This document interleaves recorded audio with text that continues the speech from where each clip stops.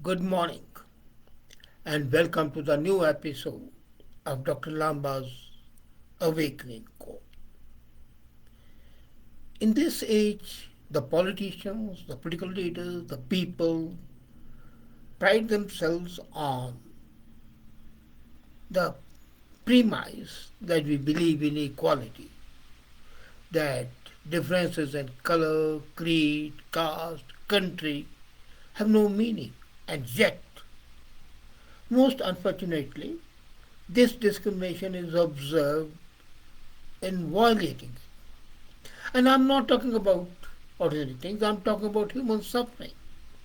Human suffering anywhere, even of animals, should evoke the same compassion, same sympathy.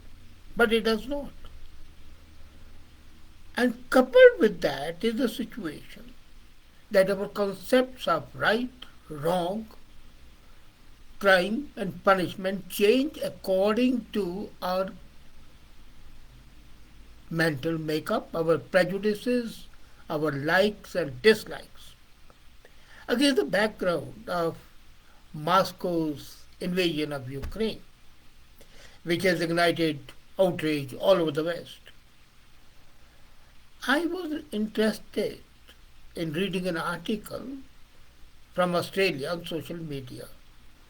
And this is about Holodomor. Holodomor was a great famine of 1932 to 33. And Stalin had perpetrated on the Ukrainian people by stripping the country bare of food, causing more than 3.5 million deaths. Actually, this atrocity can be compared with Hitler's genocidal Holocaust. Rarely have the people seen such a tragedy. But then there have been the Bengal famine of India, where millions died. And when this man-made tragedy is there, we find that the sufferer is always a person who is not of European descent, and even if you have European descent, not the blue-eyed, pure Aryan. But admitted or not, it is there.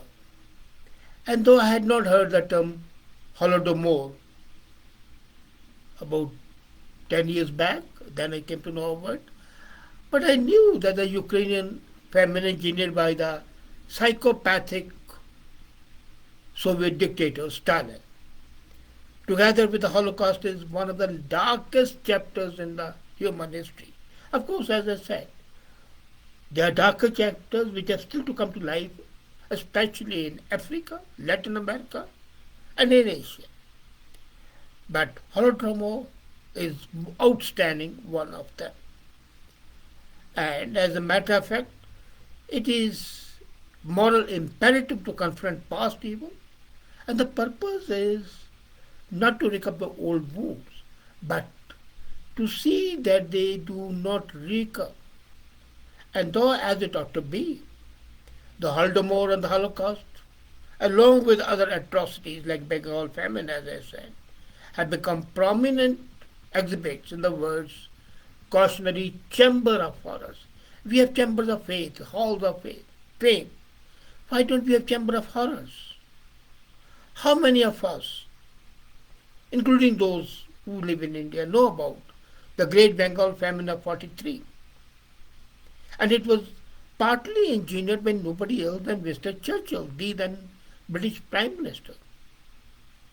He diverted grains from the east of India to feed our allied troops in the World War II, resulting in 3 million deaths. 3 million people died because the fighting army had to march, and armies don't march on the empty stomach. Ridiculous. It is absolutely shameful to compare the offset of one terrible tragedy against another. But human suffering is a universal stigma that can be categorized, compartmentalized. And how do we do it? By racial, cultural, and religious affinities.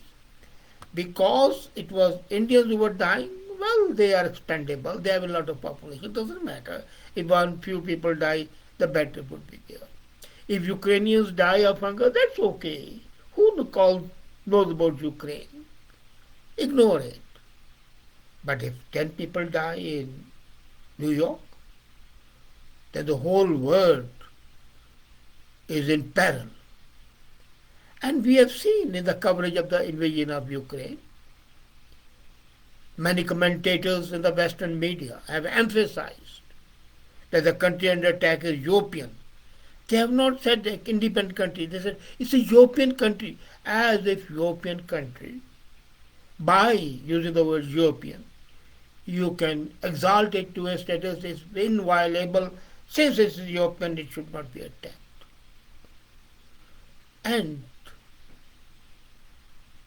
it's forgotten that it's one flight speck on the map. That's unfortunate. Unfortunately, what happens is that we believe in selective history. And selective history is accommodative carpet under which you can sweep anything, especially the inconvenient truths, such as the infamous slave trade, by which untold millions from Africa and Caribbean were sold into human bondage for 2.5 centuries, 250 years. These human beings were being sold as garbage, as merchandise, not as human beings. And their life after being sold was worse than that of animals. The dogs were living a better life, the cats were living a better life than these slaves. And who was the major player in that? They are the watchdogs of human rights and democracy. I mean USA and Britain. When bad things happen in white country, in Ukraine or Bosnia, they create international crisis. When bad things happen in Rwanda, Yemen, Africa, Afghanistan, Iraq, they are just footnotes in history. And that's the biggest human tragedy.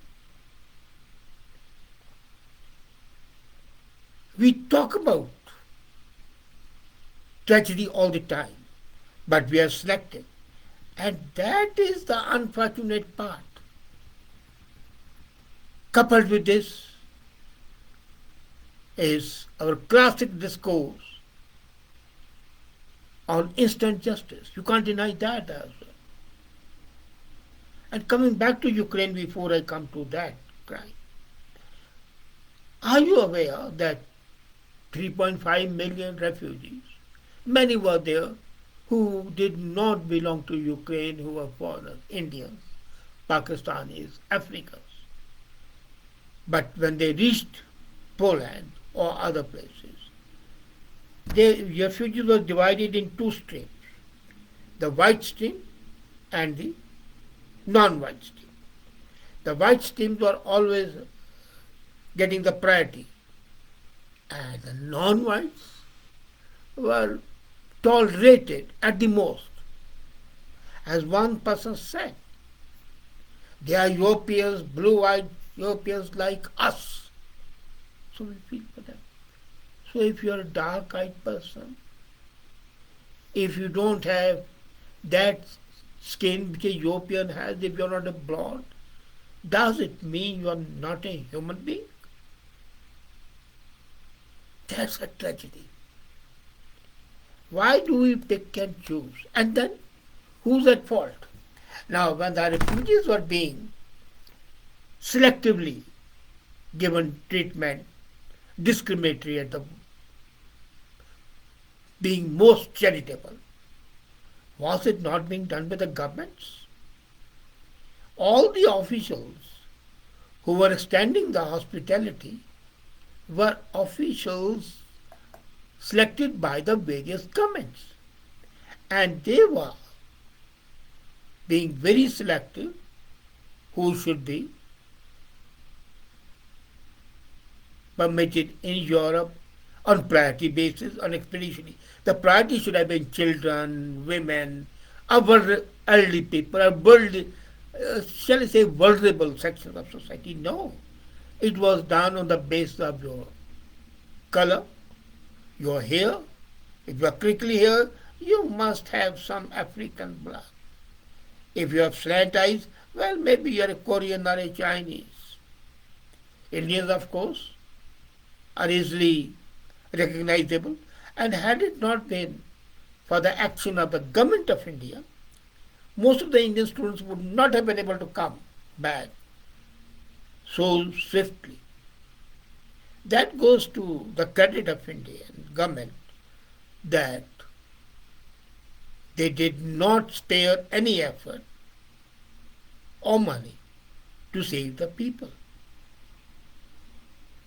But my grouse is, why is even human suffering viewed on discriminatory basis? Why we cannot say a human being is suffering? Rather than categorizing, well, Haitis are suffering, Indians are suffering, Rohingyas are suffering, Tamils in Sri Lanka are suffering, Balochs are suffering. And then, then comes, where are you? As I said, 100 Balochs killed by Pakistan would not receive the international condemnation as 10 Britishers or Americans or Germans killed by another government, especially if it's a third world country. You remember when Daniel Pearl was killed, it created international furore and justifiably so. But when the Indian journalist in Pakistan was killed, there was a hue and cry in Indian press, but not a single European or American media mentioned it. When he was killed in Afghanistan, Siddiqui. Why is it that we cannot view human beings as human beings? And then let me tell you the reason. The reason is that despite all their talk of equality, the Westerns still have in their unconscious mind, and not all Westerns, let me tell you, the people of the West are as good or as bad as people anywhere in the world. But they are basically compassionate. The people are. The political leaders are not. They always having a lookout for propagating that thing which is going to strike a chord with the voters, so that when they go to the next hustle, they can say, look here, we did this for these people. For example, if they save women in Congo or in Rwanda, they may not get as many votes as if they save 5 Americans from the corridor. You remember when Afghanistan shameful withdrawal took place. There was a rush to leave Afghanistan, and then the evacuation was discriminatory. First stage was the national of these countries, justified. But then, when the others were to be evacuated, they were cherry picking. Now, my objection is to this cherry picking. Cherry picking has to be there, I agree. But it should be on the basis of the need of the person, rather than the nationality, rather than the color, rather than the